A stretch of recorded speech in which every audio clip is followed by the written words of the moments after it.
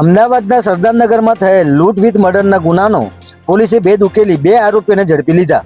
નમસ્કાર મિત્રો, હું વિપુલ પટેલ, શિક્ષાપત્રી સંદેશ ન્યૂઝ સત્યની સાથે। એક નજર આજના મુખ્ય સમાચાર પર।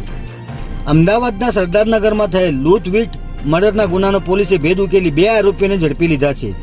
એક અઠવાડિયા પહેલા આરોપીઓ કુબેરનગરમાં રહેતા ભારતીબેન બજરંગીના મકાનમાં રાત્રિના સમયે ઘૂસ્યા હતા અને ભારતીબેનના હાથ પગ બાંધી મોત નિપજાવી તેમણે પહેરેલ સોનાની ચેન તથા કાનની બુટ્ટીની લૂંટ ચલાવી ફરાર થઈ ગયા હતા।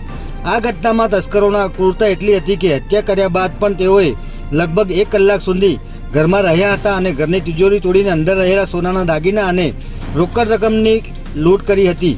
વહેલી સવારે જ્યારે પાડોશી ત્યાંથી પસાર થયો ત્યારે દરવાજો ખુલ્લો જોઈ અંદર તપાસ કરતા આખી ઘટના સામે આવી હતી। ઘટનાની જાણ થતાં સરદારનગર પોલીસ અને ઉચ્ચ અધિકારીઓનો કાફલો ઘટના સ્થળે દોડી આવ્યો હતો અને આરોપીઓને પકડવા માટે અલગ અલગ ટીમો બનાવી તપાસ તેજ કરી હતી। આ ઘટનાને પગલે અમદાવાદના પૂર્વ વિસ્તારમાં એકલા રહેતા વૃદ્ધોની સુરક્ષાને લઈને ફરી એકવાર ચિંતાનો માહોલ જોવા મળ્યો હતો।